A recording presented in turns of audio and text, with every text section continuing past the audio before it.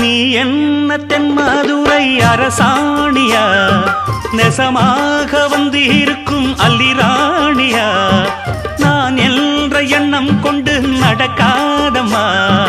நடந்தா தங்கையா கிட்ட நடக்காதம்மா